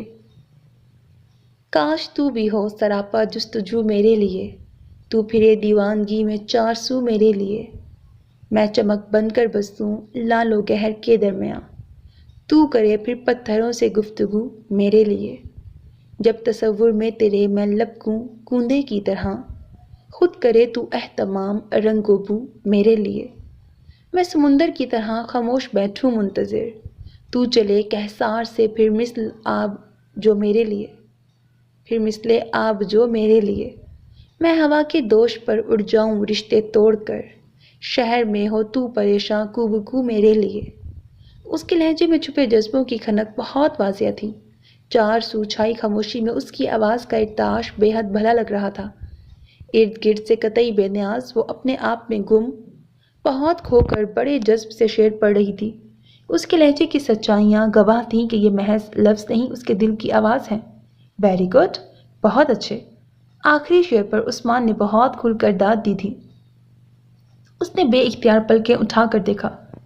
وہ بڑی ستائشی نظروں سے اسے دیکھ رہا تھا۔ اسے اپنی سماعتوں، اپنی بصارتوں پر یقین ہی نہیں آ رہا تھا۔ وہ اسے ستائشی نظر سے دیکھے اور پھر داد بھی دے، کیسی انوکھی بات تھی۔ یہ پوئٹری تو بڑی کمال کی چیز ہے، میں تو پیپر میں ایڈ دے سکتی ہوں، صرف ایک غزل سے سنگ دل محبوب آپ کے قدموں میں، نہیں قدموں نہیں، آپ کے پہلو میں۔ وہ بے تحاشا خوش ہوتے ہوئے سوچے جا رہی تھی۔ رمضان المبارک کی آمد کے ساتھ ہی گھر میں جیسے رونقیں اتر آئی تھیں۔ شب و روز کلی طور پر بدل گئے تھے، سبھی روزے کے پابند تھے۔ سحری کے وقت ہلچل سی مچی ہوتی، چچی اور تائی جان سب سے پہلے اٹھتی اور باورچی خانہ سنبھال لیتی۔ سجے سجائے دسترخوان پہ گھر کے تمام افراد موجود ہوتے۔ فجر کی نماز ادا کرنے کے بعد تمام لڑکیاں کلام پاک کھول کے بیٹھ جاتی اور دیر تک پڑھتی رہتی۔ مریم تھوڑا سا سپارہ پڑھ کے سو جاتی اور باقی سب افراد اپنی روٹین کے مطابق کام کرتے رہتے۔ افطاری کے وقت معمول سے کئی زیادہ چہل پہل ہوتی۔ عالیہ، عائشہ تمام تر اہتمام گھر پہ کرتی۔ سموسے، پکوڑے، دہی بلے، آلو کی ٹکیاں، گرز، ہر چیز گھر پر تیار کی جاتی۔ ہر طرف بڑی مقدس سی خوشبو پھیلی ہوتی۔ اسے یہ سب بہت خوبصورت، بہت نیا نیا سا لگتا۔ گو کہ وہ مسلمان تھی اور شروع سے پاکستان میں رہی تھی، لیکن اس نے کبھی ایسا ماحول دیکھا ہی نہ تھا۔ ان کے ہاں تو رمضان کی آمد کا کچھ پتہ ہی نہ چلتا تھا۔ پاپا ہائی بلڈ پریشر کے مریض تھے اور ممی کو غالباً کبھی شوق ہی نہیں ہوا تھا، اور نہ انہوں نے کبھی وکی یا مومو سے کہا تھا کہ وہ روزہ رکھیں۔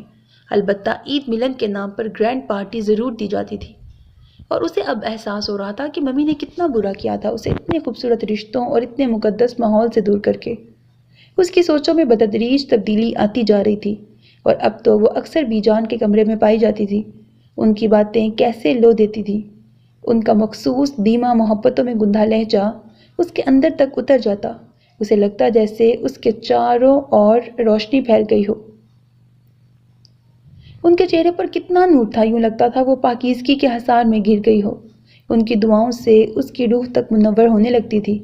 کتنا سکون سرایت کر جاتا اس کے رگو پے میں، کیسی مقدس سی خوشبو پھوٹتی تھی ان کے وجود سے۔ اس نے تو کبھی کسی بزرگ کو اتنے قریب سے دیکھا ہی نہ تھا۔ اس کے نزدیک تو بوڑھے لوگ انتہائی بور اور فضول باتیں کرنے والے ہوتے تھے۔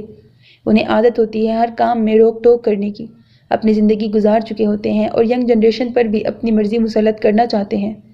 یورپ والے بہت اچھا کرتے ہیں جو انہیں اولڈ ہاؤس میں چھوڑ آتے ہیں۔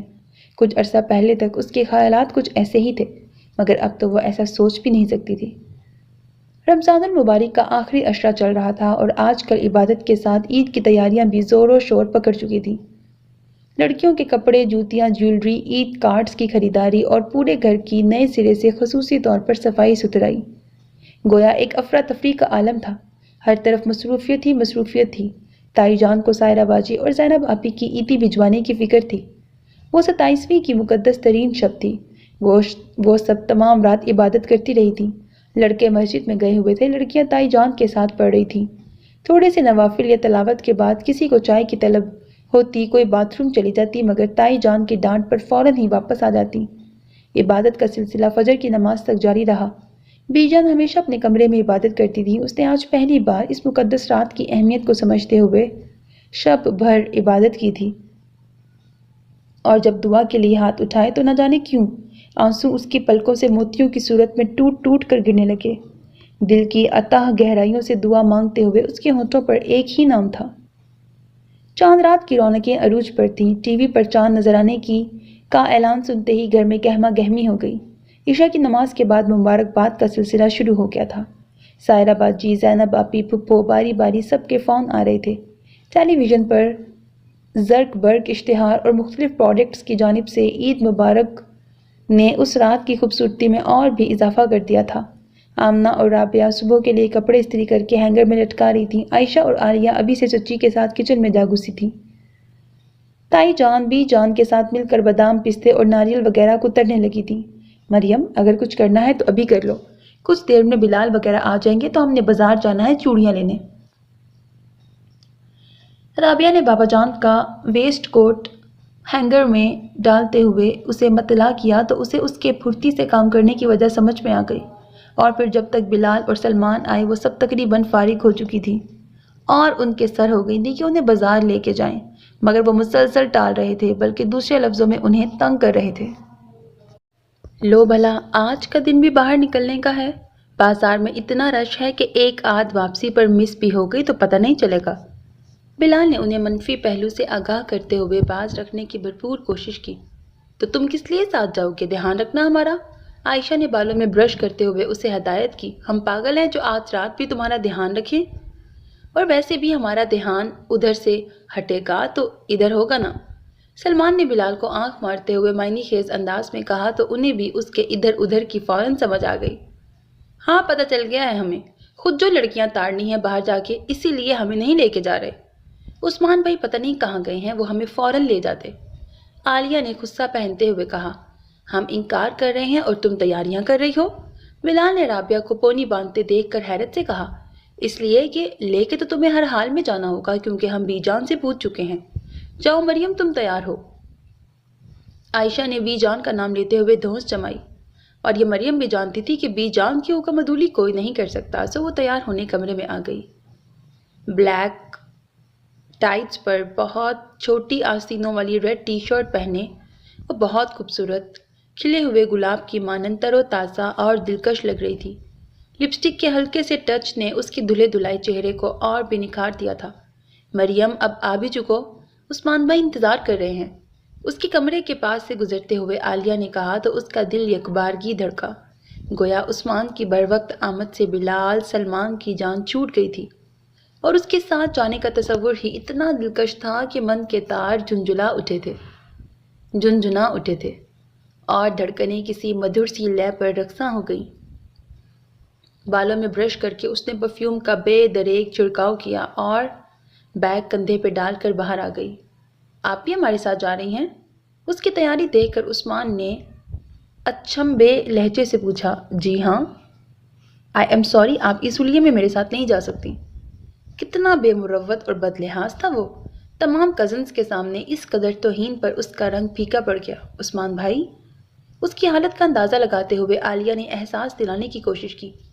तुम कुछ भी कहो आलिया, मुझे अपनी कज़न की नुमाइश नहीं लगवानी जो यूं सजा संवार कर बगैर दुपट्टे के बाजारों में गैर मर्दों को दावत दे नज़ारा देता फिरो।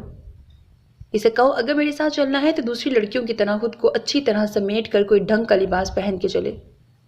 इतना कहकर वो गाड़ी का लॉक खोलने लगा और वो अंदर की जानिब पलट आई और फिर आलिया वगैरह के हजार इसरार के बावजूद उसने साथ जाने से इनकार कर दिया। बिलाखिर वो सब चली गई थी। वो लाइट ऑफ करके बेड पर आ गई और आंखों में जैसे सावन उतर आया। उसने बात भी तो ऐसे की थी, सब कज़न्स के दरमियान कितनी इंसल्ट की थी, कैसा बेमोल कर दिया था उसे, सारा गरूर तनफ्फुर मलियामेट कर दिया था। कितना कठोर था जिसे वो दिल के संघासन पर सबसे ऊंचे मुकाम पर जगह दे बैठी थी। न जाने कब तक रोती रही।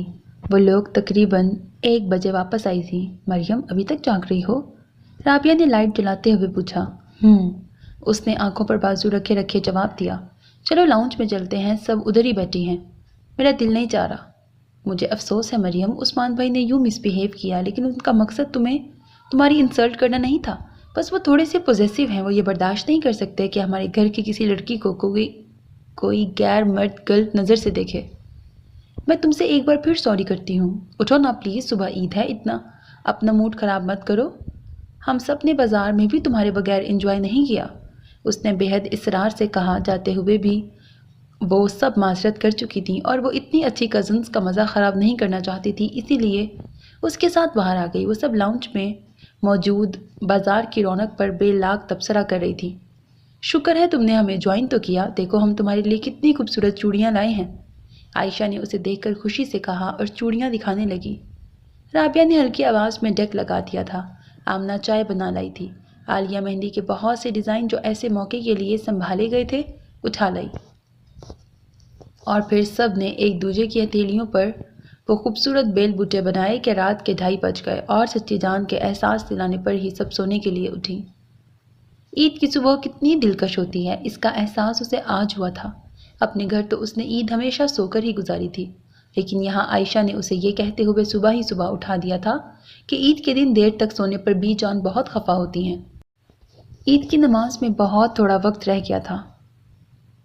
लड़कों की तैयारियों और उजलत के बाइस अफरा तफरी मची थी। वो मस्जिद में गए तो कुछ सुकून हुआ। ताई और चच्ची जान किचन में मामूल से ज़्यादा मसरूफ़ थी। चलो लड़कियों, अब तुम लोग भी तैयार हो जाओ। घर के मर्द ईद पढ़कर आएँ तो औरतों को तैयार होना चाहिए। ईद की खुशी दुगनी हो जाती है। वो सवैयों का नाश्ता करके फारिग हुई तो बी जान ने हुक्म सादिर कर दिया। इस कदर खूबसूरत कपड़े किसके हैं? कमरे में आकर उसने हैरत से पूछा, जहाँ राबिया और आयशा बेड पर बड़े खूबसूरत कपड़े फैलाए हुए थी। जनाब, ये आपके लिए हैं। मेरे? उसने हैरत से पूछा। डार्क ग्रीन और लाइट ग्रीन के इम्तिजाज से बना हुआ लहंगा, जिस पर कहीं कहीं मकेश अपनी बहार दिखा रही थी, बहुत खूबसूरत था। बी जान हर साल ईद पर हमें कपड़े बनवा कर देती हैं। तुम्हारे लिए ये ड्रेस हम सब ने पसंद किया है। इसे पहनकर तुम बिल्कुल मुगलिया शहजादी लगोगी। राबिया ने उसे प्यार से देखते हुए कहा, मगर मुझे तुमने बताया ही नहीं। सरप्राइज़ का अपना ही लुत्फ़ है और अब फ़ौरन पहन लो वरना छोटे अब्बू ईदी नहीं देंगे। आयशा ने उसे खबरदार किया। हाँ बस पहनती हूँ। वो कपड़े लेकर बाथरूम में घुस गई और जब तैयार होकर बाहर आई तो सारा मंजर ही बदला हुआ था। बी जान से लेकर चच्ची जान तक सब तैयार हो चुकी थी। عائشہ اور عالیہ نے چوڑی دار پاجامے پہن رکھے تھے۔ آمنہ اور رابعہ نے لہنگا اور غرارہ بنوایا تھا۔ دونوں ہاتھوں میں چوڑیاں، مہندی سے بھرے ہاتھ، کتنی اچھی لگ رہی تھیں اس طرح سجی سنوری لڑکیاں۔ دھنک کے رنگ جیسے یہاں سے وہاں تک بکھرے پڑے تھے۔ عید مبارک بی جان اینڈ ڈیئر کزنز۔ مسجد سے واپسی پر سب سے پہلے بلال اندر آیا تھا۔ بابا جان اور چھوٹے ابو کے آتے ہی سب لڑکیاں ان کے گرد جمع ہو گئیں اور عید مبارک کے جواب میں سب کے سروں پر شفقت سے ہاتھ پھیرتے ہوئے انہوں نے باری باری سب کو عیدی دی، اور اسی وقت وہ ستم گر بھی آ گیا تھا۔ چلو بھائی سب لائن بنا لو۔ وہ چونکہ سب سے بڑا تھا لہٰذا وہ اسے لڑ جھگڑ کر عیدی وصول کیا کرتی تھی۔ اب بھی وہ اس کے گرد ہو گئی تھی اور مریم چپکے سے وہاں سے کھسک آئی تھی۔ گو کہ آج کا دن بہت خوبصورت تھا۔ ایسی عید اس نے پہلی بار دیکھی تھی۔ اسے سب کچھ اچھا بھی لگ رہا تھا، لیکن رات کے واقعے کی وجہ سے وہ اندر سے بہت افسردہ سی تھی۔ وہ ان سب کی خوشی کی خاطر ان کا ساتھ تو دے رہی تھی، لیکن اس کا دل ہرگز خوش نہ تھا۔ اس کا دل چاہ رہا تھا یہاں سے چلی جائے۔ بوجھل دل کے ساتھ وہ کب تک ان کا ساتھ دے سکتی تھی؟ آپ عید نہیں لیں گی؟ وہ اپنی سوچوں میں گم تھی جو دروازے پر دستک کے ساتھ ہی اس کی آواز ابھری۔ اس نے پلٹ کر دیکھا، وہ دروازے کے بیچوں بیچ کھڑا تھا۔ آپ ناراض ہیں مجھ سے؟ کتنا گمبھیر شائستہ لہجہ تھا۔ اس کی آنکھیں بے اختیار ہی نم ہو گئیں۔ سبز مکیش والے لہنگے میں ملبوس، ہنائی ہاتھوں میں کانچ کی چوڑیاں پہنے، بھیگی پلکوں کے ساتھ وہ کتنی اچھی لگ رہی تھی۔ دیکھیں، کل میں نے جو کچھ کہا میں اس پر معذرت خواہ ہوں۔ آپ میری کزن ہیں، ہماری عزت ہے۔ میری غیرت گوارا نہیں کر سکتی کہ کوئی آپ کو غلط نظر سے دیکھے۔ میرے نزدیک لڑکیوں کو اپنے تقدس کا خیال خود رکھنا چاہیے۔ جو لڑکیاں خود کو سمیٹ کر رکھتی ہیں ان کی طرف اٹھنے والی نظریں خود بخود جھک جاتی ہیں۔ بہرحال I am sorry for that. آج عید ہے اور عید کے روز کسی کو ناراض نہیں رہنے دینا چاہیے۔ پلیز آپ باہر آئیں اور سب کے ساتھ انجوائے کریں، ورنہ مجھے بی جان سے اچھی خاصی ڈانٹ پڑ جائے گی۔ پہلے بھی ڈانٹ کھا چکا ہوں۔ اس نے مسکرا کر کہا تو مریم کے ہونٹوں پر پھیکی سی بے جان مسکراہٹ دوڑ گئی۔ وائٹ کڑکڑاتے ہوئے شلوار قمیض پر جدید انداز میں پیچھے سے آگے لا کر بازوؤں کے گرد براؤن شال لپیٹے وہ کس قدر وجیح لگ رہا تھا کہ اسے نظر چرانا پڑ گئی۔ آپ چلیں، میں آ رہی ہوں۔ Thank you. وہ مطمئن ہو کر باہر نکل گیا، اور اس کے جانے کے بعد بجائے ریلیکس ہونے کے اس کے دل پر کتنا ہی بوجھ آن پڑا۔ کتنا بے خبر تھا وہ اس کے جذبوں سے، اور دل نادان ذرا سے التفات سے کیسی کیسی خوش فہمیاں پال لیتا تھا۔ وہ تو اسے کزن کے علاوہ کچھ سمجھتا ہی نہیں تھا۔ اگر معذرت بھی کرنے آیا تھا تو محض مہمان سمجھ کر، عید کے دن کا خیال کر کے، یا پھر محض بی جان کی ڈانٹ کے ڈر سے۔ گویا اس کی ذات کو وہ ہرگز کوئی اہمیت نہیں دیتا تھا۔ اس کی ذات سے اسے کوئی لگاؤ، کوئی انسیت نہیں تھی، اور وہ اسے پانے کے خواب دیکھ رہی تھی۔ اس کی سنگتوں میں زندگی گزارنے کی دعائیں مانگتی تھی۔ کتنی کم فہم تھی وہ۔ یہ بھلا ممکن ہی کہاں تھا؟ مریم، تم اب تک یہاں ہو، چلنا نہیں ہے کیا؟ عالیہ نے اس کے کمرے میں آ کر پوچھا۔ کدھر؟ اوہو، میں تمہیں بتانا ہی بھول گئی، آج دوپہر کا کھانا میرے ماموں کی طرف ہے۔ عید پر ہم سب ایک ایک روز ایک گھر میں اکٹھے ہوتے ہیں، اسی لیے تو لڑکیاں اتنے اہتمام سے کپڑے بنواتی ہیں، عالیہ نے بتایا تو وہ اسبات میں سر ہلاتی ہوئی اس کے ساتھ ہی باہر آ گئی۔ ماموں کی طرف سے وہ سپہر کو لوٹے تھے۔ اگلے روز سائرہ باجی اور زینب آپی اپنے اپنے میاں کے ساتھ آ گئی تھی، اور پھر تو 2-3 دن تک ایسی ہی مصروفیات میں وقت گزرا تھا، لیکن اس قدر ہنگامے اور رونق کے باوجود اس کے اندر یاسیت سی پنہاں تھی۔ شاید اسی لیے جیسے ہی ممی پاپا کا فون آیا کہ وہ کراچی پہنچ گئے ہیں، وہ بھی اسی شام واپسی کی تیاری کرنے لگی اور اگلے روز صبح کی فلائٹ سے گھر واپس آ گئی۔ وہ سمجھتی تھی شاید وہ ممی پاپا کو مس کر رہی ہے، لیکن ان سے مل لینے کے باوجود اس کے اندر کی بے کلی کم نہیں ہوئی تھی۔ ممی نے اس کی خاموشی اور بدلی بدلی کیفیت کو محسوس کیا تھا، مگر وہ خود بھی آج کل بہت اپسیٹ تھیں۔ وکی نے وہیں شادی کر لی تھی اور انہیں مطلع تک کرنے کی زحمت نہ کی تھی۔ وہ تو ممی پاپا اچانک خود ہی اس سے ملنے چلے گئے تو انہیں خبر ہوئی۔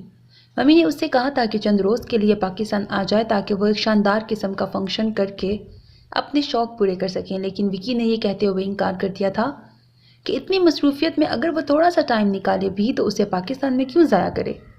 وہی چند دن وہ کسی اچھی جگہ پر کیوں نہ انجوائے کرے؟ ممی کو اس کی شادی کرنے پر افسوس نہیں ہوا تھا، لیکن اس کے رویے سے وہ بہت ہرٹ ہوئی تھی۔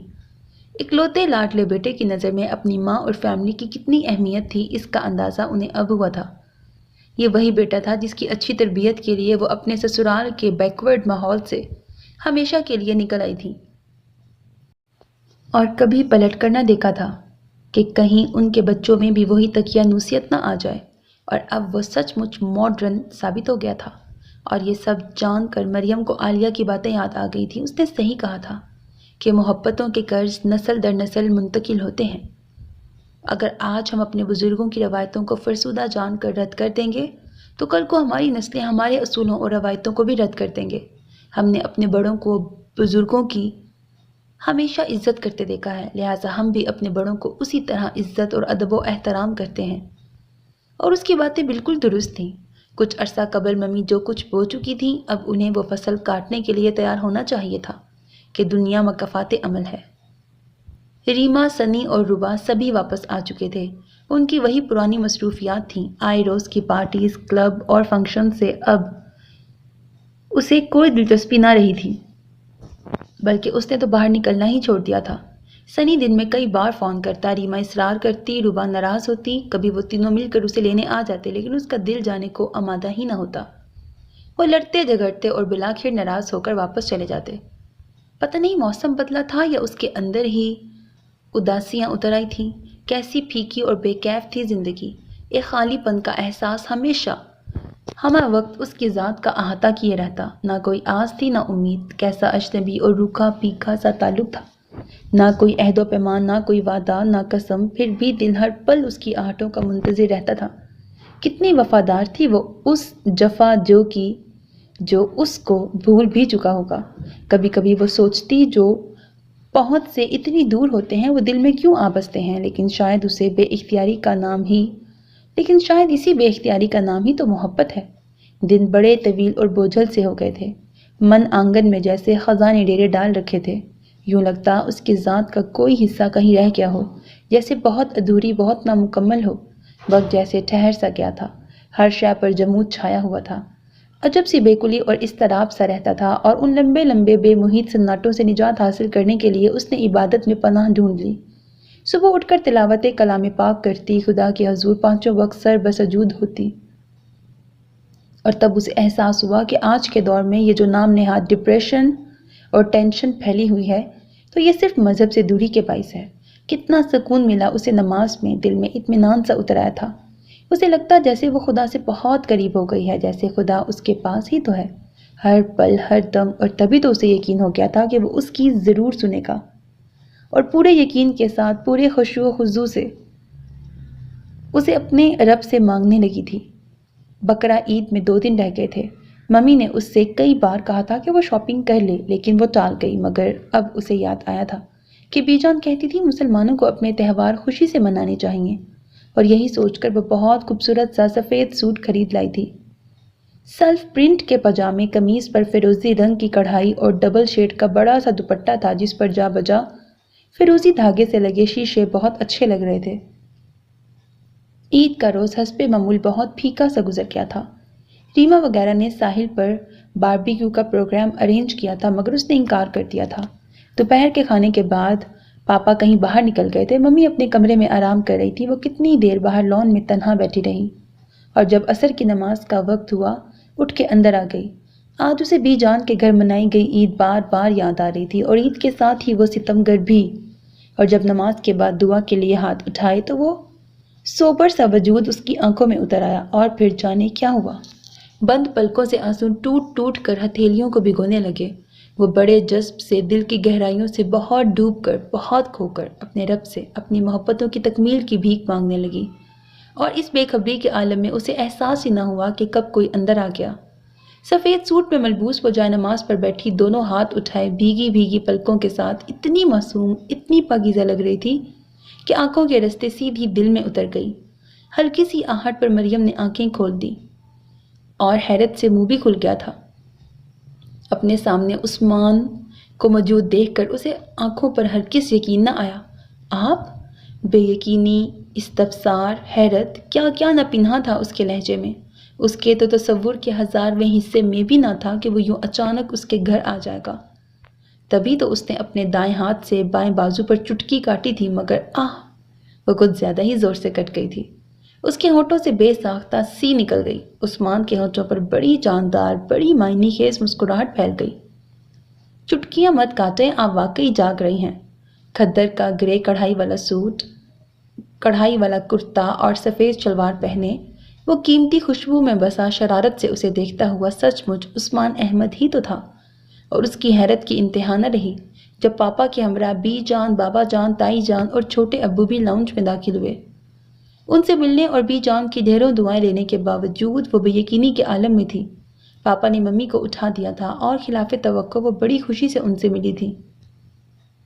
بیٹا چائے کا انتظام کرو اور خادم حسین سے کہو کہ وہ رات کے کھانے پر خصوصی اہتمام کرے، پاپا نے اسے بی جان سے جڑتے دیکھ کر کہا۔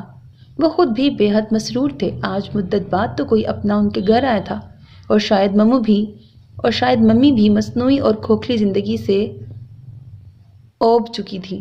بے مقصد مسافتوں کے مسافر پر ایک وقت ایسا بھی تو آتا ہے جب وہ لوٹ کر اپنے ہی گھر واپس جانا چاہتا ہے کہ اسی میں امان ہے، اسی میں سکون ہے۔ چائے کی ہدایات دے کر وہ واپس آئی تو لابی میں اس کا سامنا عثمان سے ہو گیا۔ وہ شاید ادھر ہی آ رہا تھا۔ عید مبارک آپ کو بھی۔ عید والے دن سب نے مجھ سے عیدی لی تھی، صرف تم باقی رہ گئی تھی۔ میں وہ عیدی دینے آیا ہوں۔ وہ اس کے مقابل آ گیا تو ادھر ہی دے دیتے۔ وہ عیدی ادھر دینے والی نہیں بلکہ تمہارے گھر آ کے دینے والی تھی۔ کیا مطلب؟ وہ خاک نہ سمجھی۔ اس وقت ہمارے بڑوں کے درمیان بہت اہم قسم کے مذاکرات ہو رہے ہیں، اسی لیے میں باہر آ گیا ہوں تاکہ تم سے براہ راست بات کر سکوں، کیونکہ تمہارے گھر والوں کا فیصلہ تمہاری رائے سے ہی ہوگا۔ بولو، میری طرف سے یہ عیدی لینی منظور ہے؟ اس نے جیب سے مخملی ڈبیا نکالی اور کھول کر اس کے سامنے کرتے ہوئے پوچھا۔ سفید نگوں والی نازک سی انگوٹھی دیکھ کر بھی اسے یقین نہ آیا کہ جو کچھ عثمان نے ابھی کہا ہے وہ سچ ہے۔ لیکن یہ آپ کیا کہہ رہے ہیں؟ میری کچھ سمجھ میں نہیں آ رہا۔ میں تو آپ کی چوائس سے بالکل مختلف ہوں۔ پھر بھلا یہ؟ وہ واقعی اس قدر گڑبڑا گئی تھی کہ اپنی سوچ کو الفاظ دینا مشکل ہو گیا تھا۔ وہ سب باتیں رہنے دو۔ جو لڑکی میری خاطر پوری 2 غزلیں زبانی یاد کر سکتی ہے، جو پوری دیوار پر موم سے میرا نام لکھ سکتی ہے، جو میرے شوز پر پالش کر سکتی ہے، وہی میری چوائس ہے۔ عثمان، وہ حیرت و شرمندگی سے اسے دیکھے گئی۔ تم سوچو گی کہ میرا رویہ تم سے اتنا سخت کیوں تھا؟ دراصل میں نے بہت پہلے ہی تمہاری آنکھوں میں اپنے نام کی شبیہ دیکھ لی تھی، اور جس کنڈیشن میں تم مجھ سے ملی تھی، میرے ذہن میں ایسے لائف پارٹنر کا کوئی تصور نہیں تھا۔ میرا خیال تھا تم بھی اپنی ممی کی طرح ہمارے ماحول میں ایڈجسٹ نہیں کر سکو گی، اسی لیے میں نے تم سے یہ رویہ اپنایا تاکہ تم خود ہی پیچھے ہٹ جاؤ، لیکن تم نے پیچھے ہٹنے کی بجائے خود کو بدلنا شروع کر دیا۔ تمہارے جذبوں نے تمہارے اندر اتنی لچک پیدا کر دی تھی کہ تم خود کو میری پسند کے مطابق ڈھالنے لگی، اور یہی تمہاری کامیابی اور محبت کی سچائی ہے۔ اسی سچائی نے مجھ جیسے سٹون مین کو بھی جیت لیا۔ وہ بڑی سنجیدگی سے کہہ رہا تھا اور وہ بہت توجہ سے سن رہی تھی۔ اس کے سٹون مین کہنے پر ٹھٹک گئی، اور اس کے اس طرح ٹھٹکنے پر اس نے مسکراتے ہوئے جیب سے ایک طے شدہ کاغذ نکال کر اس کی جانب بڑھایا۔ یہ اس استفہامیہ نظروں سے اسے دیکھا۔ یہ وہ خط جو تم نے ربا کو لکھا تھا، لیکن غلطی سے میری ہی کتاب میں رکھ گئی۔ ماشاءاللہ، کیا خوبصورت القابات سے نوازا ہے آپ نے اس ناچیز کو، اس نے بے حد شرارت سے کہا تو وہ خفت سے سرخ پڑ گئی۔ میں یہ انگوٹھی تمہارے ہاتھ میں پہنا دوں؟ تمہیں کوئی اعتراض تو نہیں؟ عثمان نے اس کا نرم و نازک ہاتھ تھامتے ہوئے محبتوں سے گندے لہجے میں پوچھا تو اس کی دھڑکنیں بے ترتیب ہونے لگی۔ میں اس کی دسترس میں ہوں، مگر وہ مجھے میری رضا سے مانگتا ہے۔ اس نے بڑے بے اختیار انداز میں بڑا حسب حال شعر پڑھا تھا۔ اس خوبصورت اور دلکش اقرار محبت پر عثمان مسرور سا ہو کر اسے دیکھنے لگا۔ سچ بتاؤ، اسے کتنے دنوں میں یاد کیا؟ اس نے اسے محبت پاش نظروں سے دیکھتے ہوئے پوچھا۔ صرف 3 دن میں۔ اس نے صاف گوئی سے کام لیا تھا، اور اس کے واقعی سچ بتانے پر دونوں ہی کھلکھلا کر ہنس دیے، اور چاروں اور جیسے بہار اتر آئی۔ اسے بی جان کے گھر گزاری ایک عید یاد آ رہی تھی، اور اب اس کی تمام عیدیں اسی آنگن میں گزرنی تھی، وہ بھی عثمان کی سنگتوں میں۔ کس قدر خوش نصیب تھی وہ کہ من چاہی مراد پا لی تھی۔ اس کا رواں رواں خدا کا شکر گزار تھا جس نے اس کی دعاؤں کو شرف قبولیت بخشا تھا۔ ختم شد۔ So میرے عزیز listeners, this was the end of the novel میں تیری جوگن پیا. hope that you like it. اپنا بہت خیال رکھیے گا نیک تمناؤں کے ساتھ. اللہ حافظ. And don't forget to subscribe to my channel because that's how you can encourage me.